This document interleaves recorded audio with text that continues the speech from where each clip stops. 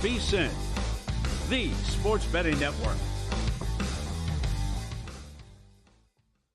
The numbers told the story, they always do. It's one of those idiots who believe in analytics. This is a numbers game with Gil Alexander on VSiN. Good Friday morning to you. It is a numbers game at VSiN, the sports betting network, VSiN.com, Game Plus, iHeartRadio, YouTube, TV, however you take it to sin. We are grateful. It's Gil Alexander. It's Kelly Bidlin alongside everybody. How you doing, man? I'm doing great. How about you? It's a football Friday. Yeah. Football. Can't wait. We will have in the second hour, Felica, Fezzik, and Dr. Bob. Can't really beat that lineup, can you? Felica, Fezzik, and Dr. Bob. Felica and Dr. Bob on college football. Felica might have some pro picks as well. They are the bookends to Steve Fezzik in studio talking National Football League, not just this week, but also look-aheads with Stevie later on the show. This hour, we'll talk Premier League. Paul Carr, who had a little road bump this week. He was, I think he went 0 for 3 after a 3-0. Oh, really? He's still up on the year, 5 units or so. Paul Carr will join us to give his Premier League picks from this weekend. Jason Weingarten as well. And are we sure in the National Football League? A question we ask ourselves each and every Friday. Estamos seguros about things in the NFL? That's right. We'll do that. Kelly asks the questions. I try to answer. Are we sure? But we got to begin, Kelly, with last night's Thursday night football game. What a game it was. Lions 34, Packers 31. Packers get the money against the spread. It soars over. Let me just say, though, that this is one of those games where people go, oh, yeah, it soared over. It's easy over. Yeah, you hit the royal flush of everything. You converted both 4th and goals early, and then you didn't convert the 4th and whatever it was in your own territory, and Goff threw a pick in very deep inside their own territory. So it was kind of like an over just cavalcade of over things happening. So 34-31, the Lions get it done. The Lions move to 12-1 on the season. Obviously huge for the division. The NFC North, obviously huge for number 1 seed implications, as both the Vikings and the Eagles chase them for both of those things. I want to, without going through the whole game, I just want to focus on one thing. I have just one general question about this game. Let me just go through the 4th downs real quick and get your reactions to them. 10-7 Detroit. This is in the second quarter. 10-7 Detroit. Detroit has a 4th and goal at the 2 after Montgomery was stuffed for a 1-yard loss. They go for it. Goff to Gibbs, touchdown. 11 seconds left in the second quarter, 17-7. Sure, yeah, great. You great, like that great, one? Yeah. By the way, I was so worried Gil was going to do this too. I'm like, in watching the game, I'm like, all right, we've officially hit the point where they've gone for it so many times, I'm not going to be able to remember on the spot which is which. I'm getting to a macro question here. By the way, at halftime, Jordan Love was 3 of 7 for 31 yards. I was just going to pull up to your point about the over, right? Like the Packers had 298 yards of offense. Yeah. It's not a lot when you're seeing 65 points put on the board. No, they ran 45 plays and had 31 points. Right, yeah. But it really was about the 4th downs, right? So, okay, there's that one. By the way, the entire halftime show, they never mentioned once that Jordan Love was 3 of 7 for 31 yards. Like, they had to go back to Kirk and Al before it was even brought up. I was going to say, I thought I heard someone mention it right as they were going into halftime, but yeah, I didn't watch the halftime show. All right, that was the first 4th down. So they're up 17-7. Now it's Green Bay 21-17. Green Bay's up. Detroit 4th and 1 at their own 49. Goff sneaks for a first. I don't think anybody had a problem with that one. Later, sneak effective. The sneak effective for the Lions. That's write that one down for the sneak effective. Is the name of his new album. Later, 4th and goal at the 3. Goff to Patrick, touchdown. They go for it, 4th and goal at the 3, down 4 points. That's with 4:30. What is that with? With 5:02 left in the third. Yeah, to go up problem. 24-21. That one, I think that one I was a little bit more down the middle. Like it would have been okay with a field goal, but I would have gone for it there. And no surprise, Dan Campbell did. Same score, 24-21. Detroit. Detroit 4th and 1 at their own 31. With 1:29 left in the third quarter, they pitch the ball to Jahmyr Gibbs. Here, we're so arrogant and cocky. We're going to pitch this. We're gonna see if we can get back to the line of scrimmage. Nope, stuff for a 1-yard loss. short field for Green Bay. Of course, they score, and Green Bay goes back up 28-24. So I know it sounds easy to do this results-oriented wise. We're not going to be results-oriented by the question I'm just about to ask. Well, that was the one where I was like, are we really going to do this here? Like, I don't know about this one, guys. And I would have been punting away there, and yes, he got stuffed. My point is that everyone is being results-oriented, okay, right? That they won the game, and so everybody's going to wash away that play. But if, again, what's the example? If it was Brandon Staley, they'd lose their minds, right? Mm-hmm. Okay, one more. 4th and inches. Now, this is on the final drive. This is the one that everybody's talking about. This is one I have no problem with, by the way. There was a hold on Ragnow. The score's 31-31. Hold on Ragnow that brings Detroit back to their 40-yard line. So they end up with a 4th and inches at the Green Bay 21 after Montgomery was stuffed by Zane Anderson on 3rd and 1. Mm-hmm. So 4th and inches at the Green Bay 21, tie game, well within field goal range with 43 seconds left. Campbell decides to go for it because he wants to be able to run the clock down to 3 seconds and win the game on his racket, if you will. Goff falls while handing the ball off. Montgomery still gets it. Bates kicks the field goal. Detroit wins the game 34-31. So the question should be this to me. Because, again, if you were on Detroit side or Green Bay side, it could have gone either way in terms of the spread. Detroit wins, Green Bay loses. I don't think there was anything that shocking about the result. But it does beg the question, and here it is. Are you worried, if you're a Detroit Lions fan, or if you have Detroit bets, as I do, by the way? I have Detroit matchup bets in the Super Bowl with both Kansas City and Baltimore. Are you worried that Dan Campbell is so hell-bent on going for 4th downs? And I don't say that because of the last one. I say that because of the one in his own territory. Yeah. That's what allows me to ask this question, right? Are you worried that he's so hell-bent on doing this that he actually doesn't know what he's doing and that it is all by this mythical feel and that it is going to inevitably get them in the postseason? And let me just add to that, oh, by the way, it already has last year, right? Because we talked about the royal flush of overs in this game yesterday. Remember the NFC Championship. There was about 4 different 4th down situations. What's the opposite of a royal flush? They went 0 for 4 in decision-making in the NFC Championship, and they squandered a 3-score lead, if you recall, and San Francisco ends up going to the Super Bowl. So I think it's a valid question, and I'm not asking it rhetorically.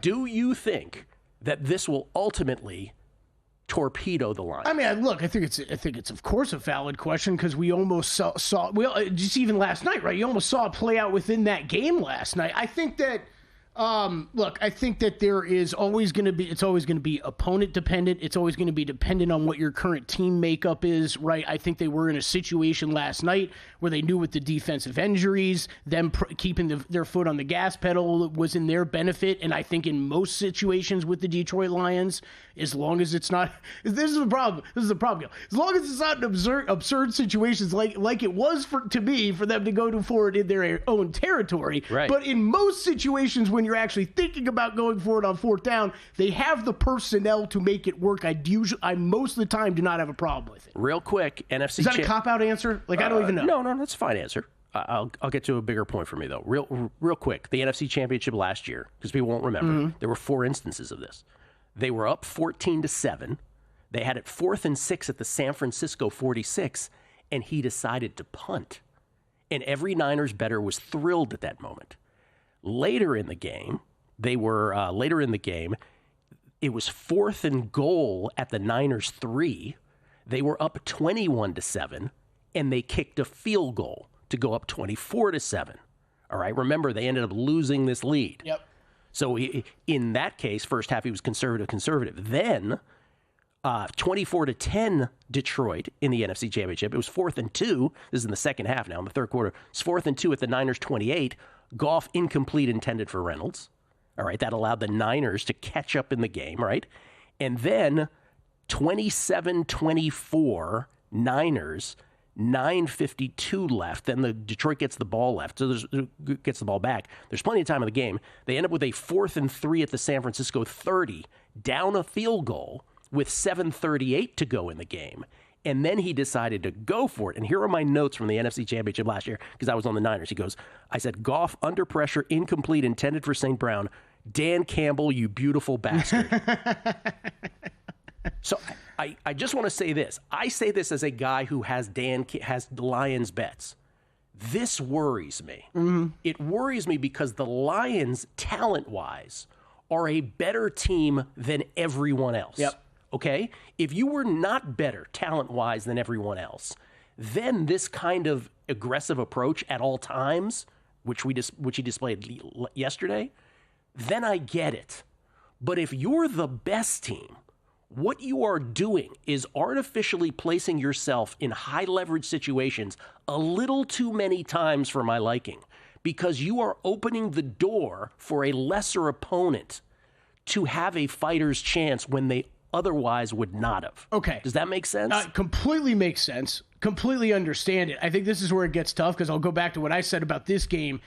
I think you also have an advantage, though, if you know and think, my offensive line is so dominant, my short game is so dominant. Kelly, I get it. Give me another down. Not many teams are going to be able to slow me down. Kelly, I get it. But you're not going to bat 1,000 doing that. I know. Panay, Sewell, Schmanay, Shmuel. You're not going to go 5 for 5. You're not, right? And they didn't. And so I'm just saying, as a team that is better than everybody else, he's a little too much on this stuff. He's a little too extra, as the kids say. And I'm worried about it as a guy who has Lions bets. Yeah.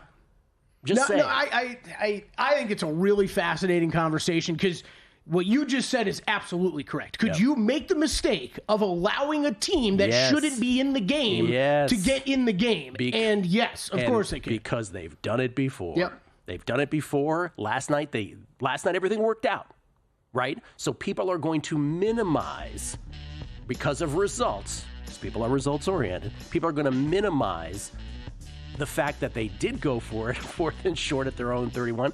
And at that point, I think we were all like, what are you doing, man? Yeah. That one was. And Green Bay took the lead right after that.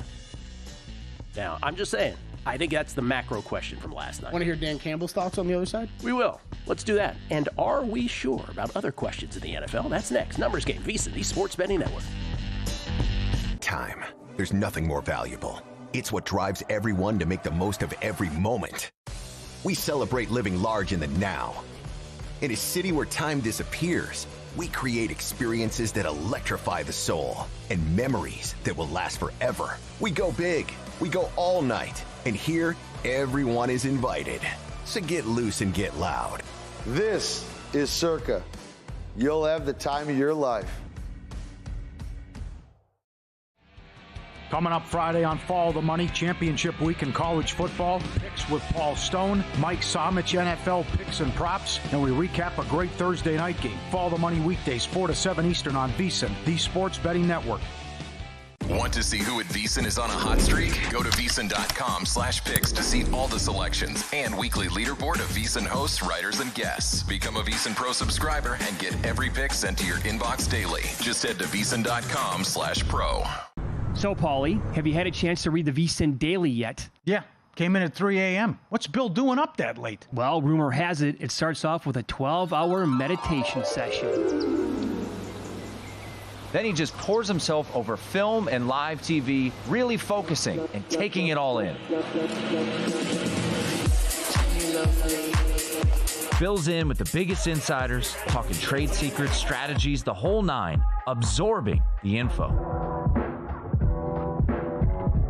And then and only then can the writing process begin.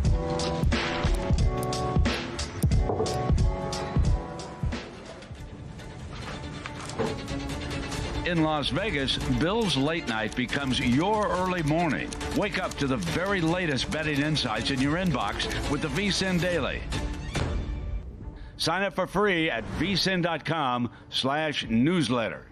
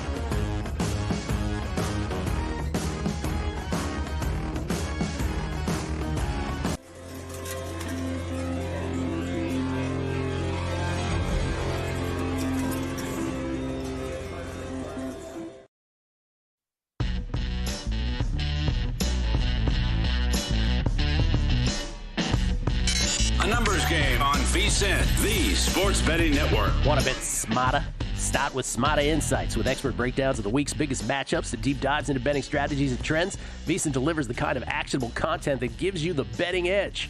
I'm focusing on the New England crowd today. Right now, you can check out articles like Greg Peterson's college basketball best bets. Josh Applebaum breaks down his best college football best bets. Steve Makinen's NBA analytics report. And later today, you can check out Michael Lombardi's NFL weekend preview, Adam Burke's NFL player props, and Jonathan Davis's top NHL best bets. To get access to all the articles on VSiN.com right now, you can sign up for as little as $9.99 for your first month at VSiN.com/subscribe. We get tweets at Beating the Book, always appreciated. Huddy was not happy with me on the Megapod. He said, I'm sorry, Gilly McRedskin.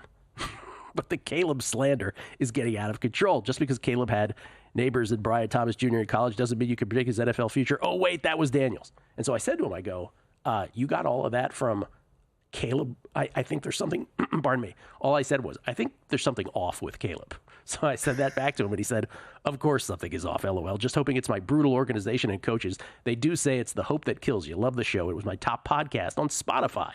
Wrapped this year. Thank you for that. Appreciate it. Brosec1870. Wow, listening to the pod. Is that what Dr. Bob actually sounds like? He was coming in crystal clear. Whatever he was doing, let Chris Valika know. Hashtag hotel internet. Hotel internet, yeah. In fact, it's so true about today. It's so true about Bob. Wyatt Tomchek was saying Bob should be on Skype. He should be on video every week. It sounded crystal clear. Anyway, Jeremiah Westgate. Yeah, but we know why, right? Why? He's got his notes to look at and everything. That's right. What, he's on the radio? He's on the clock. Yeah. Jamie Leva. Well, that's what he's told us, at least. Jamie Leva said, good morrow. It's feeling like a good Friday, gentlemen. Looking forward to the show. Thank you. Jeremiah Westgate. Friend/devout Packers fan complaining bitterly this AM about the blown quarterback headshot by Detroit. What did you think, he asks. I say missed call but didn't affect the play. My philosophy, I'd rather have missed post whistle calls than BS ones that extend drives. Jeremiah, here was my problem with that play, is that right before that, this mythical replay assist. Oh my gosh! That came into our lives out of nowhere without any explanation. Kelly's gone. Where is it, Gil? Where is it the rest of the time, Gil? This is my point. So replay assist, the previous play within 1.5 seconds ruled a pass incomplete after it was called a completion on the field. But then when Jordan Love gets smacked in the face, suddenly replay assist is out to get coffee. I mean, what are we paying these guys overtime and the NFL can't afford it or something? What is going on, Gil? I'm just saying, someone has to do a piece on replay assist. When did it show up? When did it get approved? And obviously, the biggest thing is, what is it allowed to replay assist on? Yes. Because it just makes no sense when you're watching a football game. I am so glad someone tweeted that in because of I had three things written down to make sure that we went over that I didn't let escape the game. Replay assist. The quickest we've ever seen it. Came in, solved the problem right away, and we've just been, all of us been wondering, where is this thing at all year? But what are the rules? The announcers act like it's been with us forever, and they never talk about the difference between certain plays and others. Well, someone explain this. Do we understand how great this game could be if we had stuff like that consistently instead of like, oh, wait, there's a call on the field. Let's go to each coach. Okay, take the time. Let's all huddle together. Okay, we're going to go to review. Go to a 5-minute commercial, come back. Then we're going to talk to each coach again. Then we're going to circle back up. Then we're going to let everybody know what happened. And you've lost 11 minutes of your life. Yes. My thoughts exactly. Jason H11, another great megapod. I got to say, though, Yin's got to do something about the ads. I'd rather pay $100 to park by the river in that. Yins must be popular with all these advertisers in that. We don't control the advertisers. Yeah, we don't. Sorry. But thank you for that. Dave DeSalvo says VSiN is his favorite station. He says because of this show, Kelly. How about that? Thank you, Dave DeSalvo. Tom Steffen, I also agreed with the late fourth down gamble like you did. The tougher question for me is, do you make the same decision if you're down one rather than tied? Well, I think every situation is different, right? The most recent was Arizona last week where they were up 3. Yeah. They decided to kick the field goal, which has its own layer, right? Because being up 6 then makes Minnesota have to matriculate the ball down the field. They take risks. We've talked about this with Fezzik before. Whereas if you are only up 3, let's say you don't convert the 4th, they are more likely to settle for 3 and push overtime. It's a whole thing. It's a great question. Yeah. I don't know that it changes anything. I mean, the whole idea is to win and leave them no time left on the clock, right? So that doesn't really change. Right, I understand you have the safety net. In one game, you're up, and last night you're tied. You have the safety net of the tie. Yeah. So it would be, I don't know if it changes much. Would their actions change, though? Probably. Let me just read one more because we got to get to the actual show here. But J.R. Bouduris, I hope I'm saying that right, J.R. Bouduris. I get your argument on Campbell's aggression. However, given how efficient their offense is and how depleted their defense is, as a Lions future holder, I'd rather be hyper-aggressive on fourth as opposed to trusting that D to get stops right now. Totally agree. Yeah. That's why I was all about the last fourth down. I was for that. Totally agree with all that. But again, my point remains. Generally speaking, I'm just talking about macro, and because he went for it on fourth in their own territory is why this opens it up to this conversation, not because of the last fourth down. Does he really get what he's doing? Here's the big thing. Is Dan Campbell trying to live up to the Dan Campbell reputation? Right. I worry about that. That Dan Campbell's got this sort of mythical thing happening. It's like, well, I got to go for it. By the way, Dan Campbell after the game sounds like Dan Campbell after the game sounds like Todd Wishnev doing Dan Campbell. Here's Dan Campbell after the game. I just felt like we needed to end it on offense, and I did not want to give that ball back, and I believed we could get that. I believed we could convert, and I trusted that O-line. I trusted David, and they came through for us. It's a hell of a call by Ben, It just... I knew how I wanted to play this game. The team knew it, and everything in me told me that let's finish this, and so we did. Yeah, I just have two follow-ups. One, when he says "hell of a call by Ben," as opposed to that pitch out on the previous fourth down. That was bad. Yeah. And then also, did anybody ask him about the fourth in his own territory? So again, I'm all for that last one. I'm sure they did. I didn't see the whole press conference, but I hope someone did. I'm all for that last one. I love this tweet because I think you and I mainly agree, but this does, not every game, not every situation is created equal, right? And I do think last night part of what made that special was because of the injuries on defense. And you don't know what the defense can look like. But you keep going to the micro. I'm not arguing with the micro of that last play. What I'm saying is, generally speaking, if you have a bet, right, are you comfortable with the nature of his overall work of decision-making? And what I'm saying is, I'm not, because I think he's, generally speaking, he's got the better team, and I worry that he will put himself in an unnecessary high-leverage situation that will actually open the door for the opponent. I'll just say it again. Here are our bets, by the way, this week. I am on the Arizona Cardinals yet again. They have done me good, and I'm doing them. I'm betting them again. Arizona -2.5 versus the Seahawks on Sunday, and I have the Rams +5 and a little sprinkle on the money line. Sprinkle me, man. Versus the Buffalo Bills. I like how the Rams offense, and particularly the running game, stacks up against the Bills defense, who lets you run it. I think Sean McVay is going to be able to exploit that. By the way, if you want to really get a deep dive on that, I had no idea when I made the bet that Dr. Bob was going to end up on the Rams too, and he buttresses with a bunch of his analytics on the Megapod. So check that out. I still can't believe you got a 5. That's great. Yeah. It's back down to 3.5 basically. That was during the show. Yeah, that was great. I only have one left. It's Dolphins. It's a bad number. It's from where it opened up on Sunday. Was hoping that Aaron Rodgers is going to call it quits. Still not ruling that out. Still not ruling out that he's got the ankle goes tight or something in the first quarter, Gil, and he's just got to wave the white flag and take himself out of the game. So I got several others written down. I'm considering Seattle. Want to see where that line moves to. Bucks watching that and health information with that team. Chiefs looking to see where that line moves, if anything, here over the next day or two. Want to do a rapid fire? Are we sure? Yeah, sure. I mean, are we sure? We basically hit on everything last night for the fourth down calls because I think that's the are we sure? You brought it up perfect. What was the are we sure question? No, it's just basically a fourth down. Continuing it with Dan Campbell, are you confident with how aggressive he is? So we've basically discussed that already. Yeah. Okay, I'm going to jump to the other ones. Are we sure Saquon Barkley can't win MVP? Can't. I'm not sure he can't, but I'm pretty sure he won't. Because I think there's going to be enough voters a la Aaron Schatz that will just relegate him to Offensive Player of the Year. And yes, MVP might need to be renamed because it is a quarterback award. So I'm not 100% sure, but I'm pretty sure. I'm wondering how many people are going to pick their quarterback and then put him second. Oh, he'll be the unanimous second. Yeah, I kind of think that's the case too. Yeah. Okay, are we sure DeMar Hamlin won't win comeback player of the year. I shouldn't say unanimous, because some people will have him as their MVP, but I just don't think it will be enough. What was it? Are we sure DeMar Hamlin will not be coming? Yeah. Oh, I'm not sure about that. I know. Because there's only 50. I was saying this about Coach of the Year yesterday, or the day that Aaron was on 2 days ago. Coach of the Year is so splintered that the winner might have 7 or 8 first-place votes. Yeah. That's it. Yeah.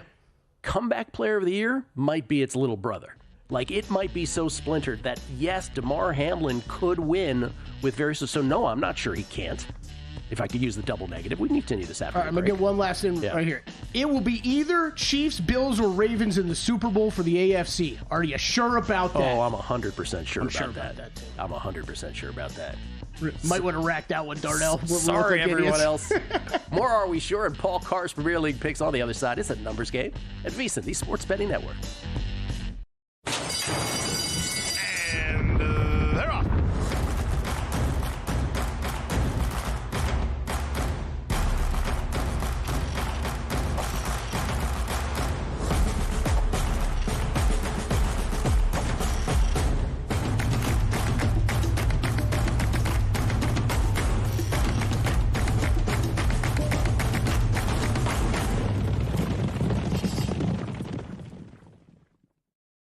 Sports betting game with VSiN's exclusive betting splits.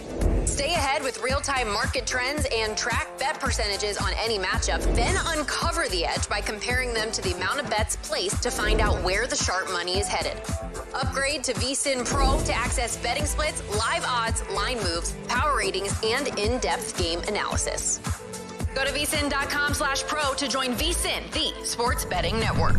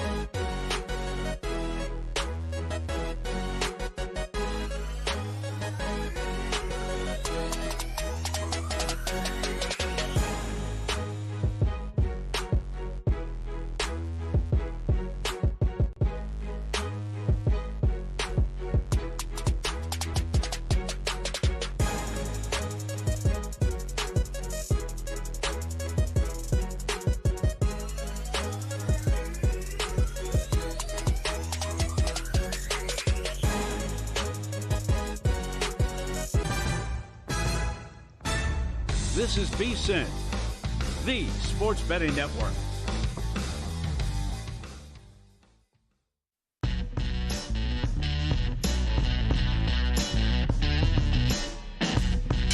A numbers game on VSiN, the sports betting network. Are you the type of player who's looking to get down $10,000 or more on an NFL line at the best price in the market? Or perhaps you're looking to get your in-game play instantly accepted? Introducing Sport Trade. The app that's going to change sports betting. Minus 104 lines instead of the typical minus 110. Instant in-game betting and a concierge player service. Sport Trade. Perfect for those who want a premium betting experience. Sport Trade live in New Jersey, Colorado, Iowa, Arizona, and now Virginia. Download Sport Trade. Use code VSiN to earn 10% cash back on each wager in your first week. Terms apply. Got to be 21 years or older to play. If you or someone you know has a gambling problem and wants help, call or text 1-800-GAMBLER. We get tweets at Beating the Book. Best listeners in the game. I mean that. Love you all. Kevin Ryan at Road King KR. He says, Gil, had they failed to pick up that fourth down and went on to lose the game, that decision would be called the biggest bonehead coach decision of the season so far. Why put yourself and your team in that position? And remember, as I said, Goff slipped. Oh, it was could have been a disaster. Stuff happens, and you know what I mean by stuff. It does. So no matter how good you are, right? Like I'm telling you, people, they're going to wash it away because of the results. Think about that. I know what you're hinting at, but the thought process is okay. You basically have the tie protection, right? Yes. Not if Goff slips and that ball gets fumbled and someone's running back the other way. That's correct. Van Kino, I agree with Kelly. I think MCDC, which we had to look up, Motor City Dan Campbell, is I think what that means. Yeah. I agree with Kelly. I think Motor City Dan Campbell didn't care if Green Bay scored after the missed fourth down. I think he's talking about the one in their own territory because they would probably score quick and the Lions would get the ball back. 74 plays versus 43 plays, I think. Love the show. Thank you very much for that. Yeah, but again, you can have that attitude. Come on, man. Did you think that in the moment? Did you? No, that's actually not what I was referring to. I think he's thinking about what I said about the question about whether they were down one. Oh, if they were down one, what would and they whether have done? they'd still go for gotcha. it or not at the end of that game. Coach Trucks, wow, Lions are the most talented team. I think the Eagles are up there. Not many times you see a team walk into Baltimore and beat them up. Did they really beat up Baltimore, or did they give them 50 chances to win? I'd be surprised if the Eagles don't represent the NFC. By the way, not an Eagles fan. Coach T, I wouldn't be surprised if the Eagles represented the NFC either. My point being that whether you think Detroit is the single most talented team or in the group of most talented teams, which I assume you do, the point is that oftentimes you're going to be better than your opponent, and Dan Campbell does these things where he leaves the door open. That's the boy. Fezzik's South Point runner. I love a literal Twitter handle. Yeah, no, I'm the guy. Fezzik's South Point runner. The incomplete pass in the championship game hit the wide receiver right in the hands and was an easy first down. You skip the Gibbs fumble, giving the Niners the ball at the Lions 20, leading to an easy touchdown. Execution trumps everything. Well, Fezzik's South Point runner, if that is your real name, if that is your real name, I think you're kind of, I don't know if you're trying to burn me on that, but you're kind of making my point for me, which is stuff doesn't work out like you think it's going to all the time, right? Oh, look, it bounced off the wide receiver's hands on fourth down.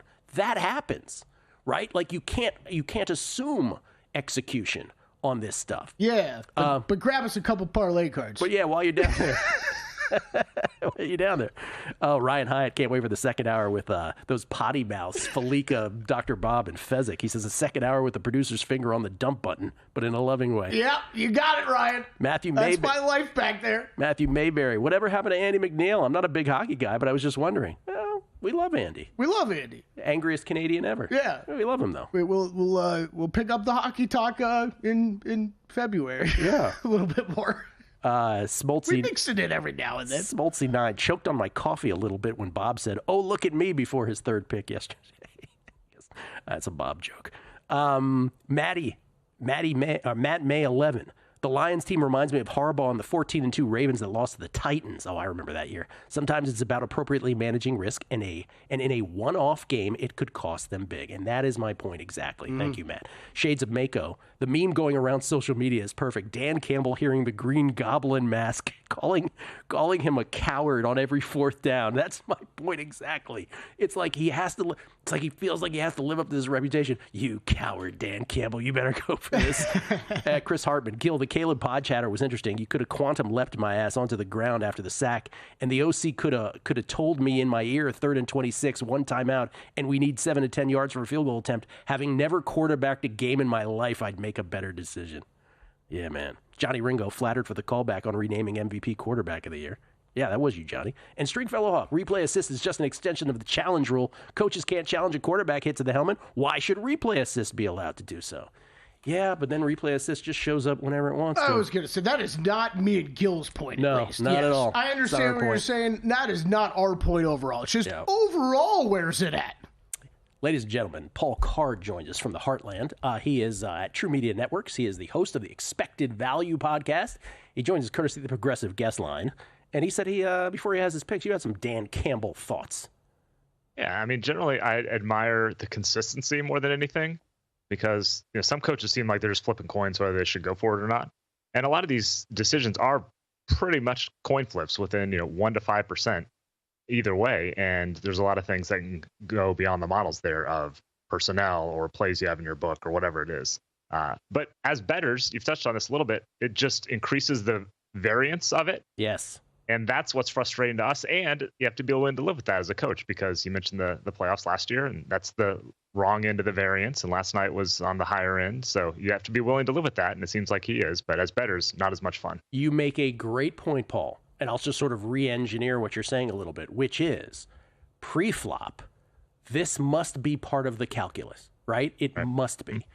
For instance, that game yesterday, but might have been an under. But again, he's going to go for it every fourth down. Right. Yeah. At fourth and goals happened to work. The fourth and short in his own territory didn't. Throw in one Jared Goff interception in his own territory, and all of a sudden you have a royal flush of over things happening. It was beautiful. Right? I had an alt over of over 61.5 that worked out very nicely. Ooh, very nice. Yeah, I mean, we were sitting here yesterday saying we both leaned the under, but okay, if you could have told me there was 4 for 5 on fourth downs and the turnovers where they occurred, then yeah. But that's a great pro tip on any Detroit Lions game. It's just sort of like, okay, you think this? Now think about this part of how this game could go, kind of thing. It's like when Jameis Winston plays quarterback for you. That's exactly right. Just like we said, is this the price of doing business with Jameis? Is this the price of doing business with Dan Campbell? It's very true. All right, Paulie. Oh, you and I were texting. I mentioned at the beginning, after a 3-0, a 0-3. Speaking of variance. Yeah, speaking of variance. You're still up on the year, though. Still up 5 units, so we'll keep grinding away, moving the chains. Moving the chains, what Paul does. All right, what do we have tomorrow and Sunday, sir? Yeah, tomorrow, this one's the early game. Everton-Liverpool, one of the more entertaining games every year because these clubs their stadiums are literally separated by less than a mile, which sounds ridiculous to, big America and whatever, but they're that close in Liverpool. And these games tend to be kind of like rivalry games. It reminds me a little of like Ravens-Steelers, where it seems like every game is 20-17. 5 straight Everton-Liverpool games have had under 2.5 goals, and 8 of the last 9. And that was when Liverpool had Jurgen Klopp, who's a little more high-powered in attack, and Everton did not have their current manager, Sean Dyche, who's a little more defensive. So I like under 2.5 here at plus 125. You're betting against Liverpool scoring, which is never fun, but that's the way these games have tended to go. Betting against human achievement in the Everton-Liverpool game, under 2.5 goals. What was that, 8 of their last 9, Paul? Go to the 8 under? of their last 9 have had 2 or fewer goals. Yep. 2 or fewer. Okay. But as is your brand, there is an over right around the corner. Yeah, we'll balance it out with rooting for some human achievement in Brentford and Newcastle. Over 3.5, plus 135. This one's tomorrow also. This is really about Brentford. Half of their games this season have had at least 4 goals, second most total goals in the league. And at home, maybe even more so, where 5 of 7 home games have had 4+, including 4 in a row. So Brentford is really just kind of playing these open types of games. Newcastle has that in their bag. They've been a little up and down all season. Their overall numbers aren't super high. They're kind of middle of the table from a total goals perspective, but they're also running a little bit cold. And so we saw some of that attack come out really well against Liverpool in a 3-3 draw this week. So I like goals in this one way or the other. Brentford Newcastle over 3.5 at plus 135. Okay, and then on Sunday. Yeah, we're going back to Bournemouth. We've picked them a few times this year. It's worked out pretty well so far. We're taking them to win at Ipswich Town on Sunday. Bournemouth looked great yesterday. They beat Tottenham 1-0, and that easily could have been 2 or 3 goals for Bournemouth. They have the 5th best expected goal difference in the league. Maybe not quite that good, but a pretty comfortable top half team so far from a quality standpoint, as opposed to Ipswich. They're newly promoted, and they really look like it. They tend to run out of gas, we'll say. Their first half numbers are better than their second half numbers, which isn't necessarily unusual for these newly promoted, not quite as deep, not quite as talented teams. So I just like Bournemouth to go to Ipswich Town, get a win. Even money, is my price. I'm taking the better team. If this were maybe a Newcastle and Aston Villa and Manchester United type of team that isn't as good as Bournemouth but has a better name, I'm not sure you could get even money on it. So I like the Bournemouth win here. All right, Everton, Liverpool, under 2.5 goals tomorrow in plus money. Brentford, Newcastle, over 3.5 goals, also in plus money, plus 135. Shop around, obviously, for the best price. And then Sunday, Bournemouth to beat Ipswich Town outright. Paul got that at even money. Real quick, Dolphins, you laying the points this weekend with your favorite team? I played them at minus 5.5 earlier in the week. I think the Jets are cooked. Dolphins minus 5.5 now, hosting the Jets. Thank you, Paul. Appreciate it, man. You bet. Paul Carr, everybody, at Paul Carr, C-A-R-R, on the Twitter machine. Again, at True Media Networks and the Expected Value Podcast. Jason Weingarten on the other side. We'll read some more tweets. It's a numbers game at VSiN, the Sports Betting Network. Got a good thing coming, so wait and see. It's a good.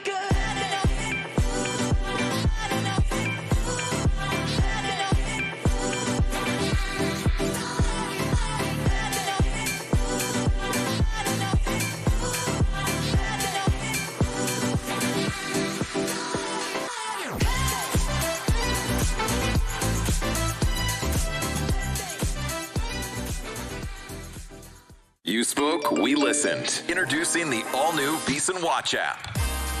Now, you can watch and listen to VSiN expert analysis live wherever you are. Missed a show? No problem. Catch replays of VSiN's full lineup at any time. View highlights sorted by sport. Or use the search feature to find specific teams and topics you're looking for. And the best part? It's free for a limited time. Download the VSiN Watch app today.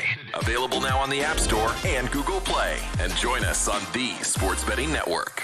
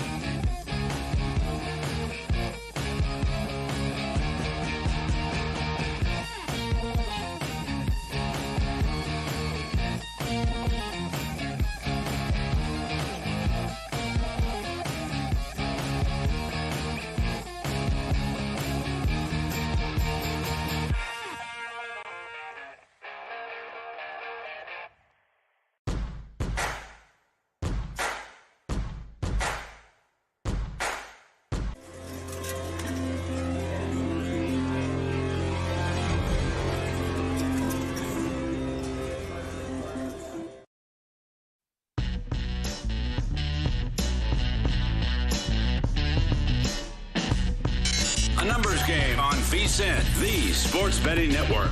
And so I watched the 10th episode of The Food That Made America in a row, and nothing delivers comfort and joy quite like the unrivaled quality and taste of Omaha Steaks. Guaranteed perfection in every single bite, and right now you can save on unforgettable gifts with 50% off site-wide at omahasteaks.com, plus score an extra $30 off with promo code NUMBERS. With 5 generations of experience, they consistently deliver the world's best steak experience. And the gifting experts at Omaha Steaks have made it easy to deliver the perfect gift with thoughtfully curated gift packages featuring gourmet favorites from legendary steaks to mouth-watering desserts and more. Save 50% off site-wide for a limited time at omahasteaks.com.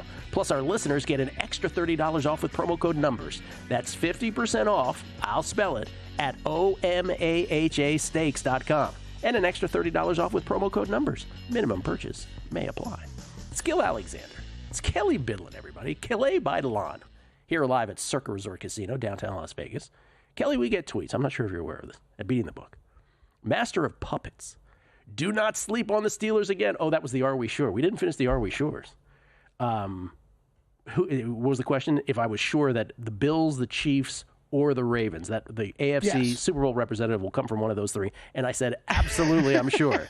Master of Puppets says, don't sleep on the Steelers again. 10-1 to win the AFC with at least 1, maybe 2 home games, and that D. Get to the AFC chip, and you can for sure make a profit. That's a different question. I'm sure, too, but oh boy, that audio could come back to haunt us. Jeremiah Westgate chimed in one more time. He says, Gil, you're correct to be worried regarding Lion Campbell's decision to go for it on his own 31 was like a poker player on tilt. The other choices I was fine with. So was I.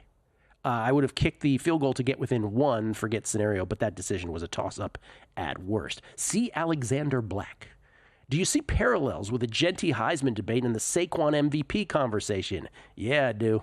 He said, it seems the running back position just doesn't get the respect it once received, considering the aforementioned players and their numbers compared to running backs of yore. Well said, C. Alexander Black. I'm always a big fan of the initial, middle name, full middle name, last name thing. Would you like me to start going as K. Michael Bidlin? K. Michael Bidlin. We have discussed that before. K. Michael Bidlin. We don't know if it's serial killer or great author, but K. Michael Bidlin is around. But C. Alexander Black, I agree with you completely. Genty has 938 voters to contend with. He needs a big game this weekend, or not this weekend, but today, obviously, for Boise State in the Mountain West Championship. But if he gets 200, 250 yards, is that going to sway enough voters? I don't know. I think for me with this, with the Saquon thing, just finish it, because that's 938 voters. Saquon only has to deal with 50. Right.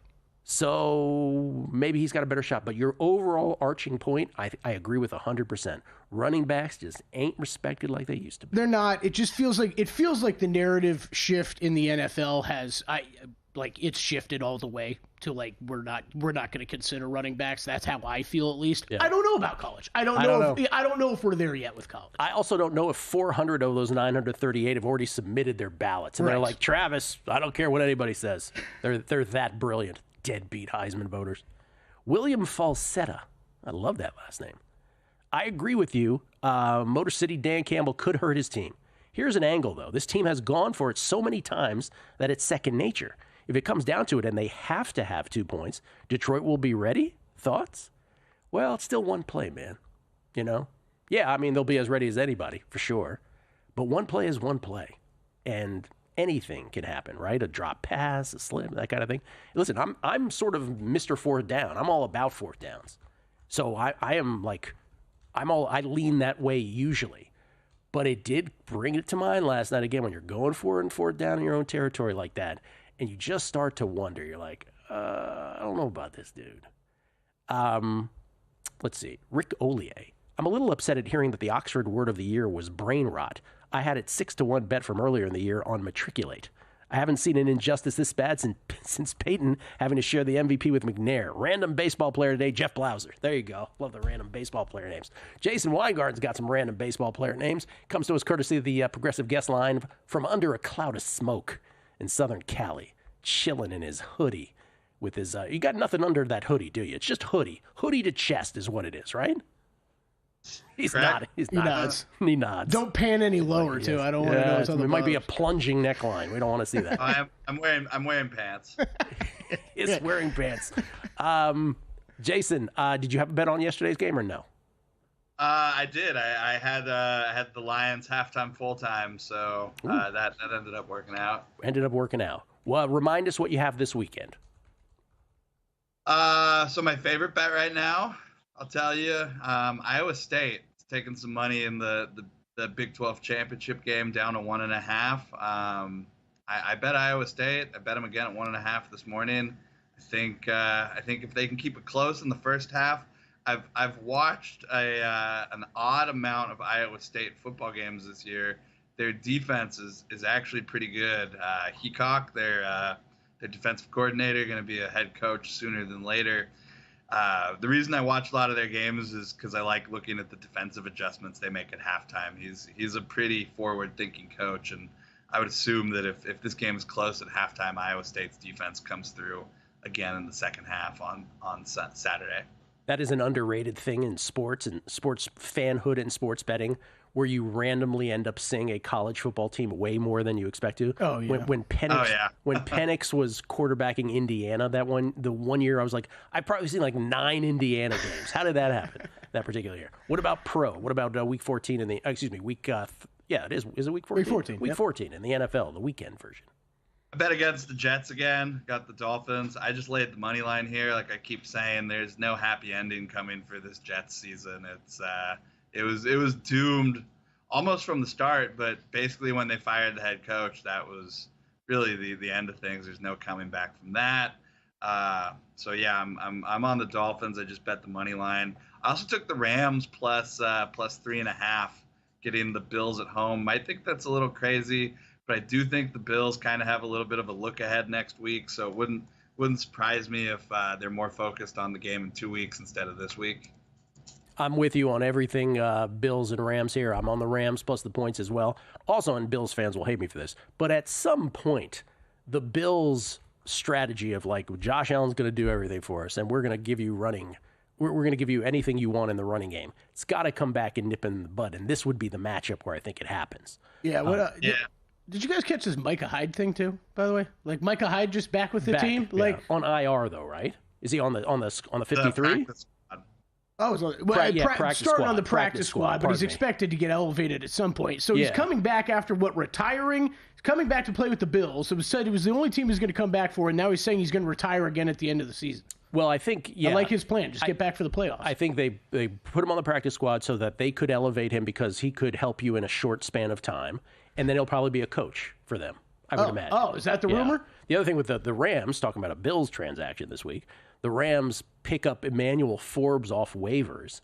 The Skins had drafted Emmanuel Forbes, I want to say 16th overall in the 2023 draft. And if numbers game listeners will remember a couple things about this when we were talking about it, the Skins drafted him. Their whole thing was they didn't generate turnovers, Washington. And so they're like, well, Emmanuel Forbes, Mississippi State, he generated so many turnovers. So, we'll just draft him, which I always thought was like the flimsiest argument in the world. And it didn't work out in D.C. And the other thing I used to say about it is, if you remember, before they could even get Emmanuel Forbes, before Goodell could even finish the words Emmanuel and Forbes, Belichick and the Patriots were sprinting to the front with their 17th pick. Christian Gonzalez, please.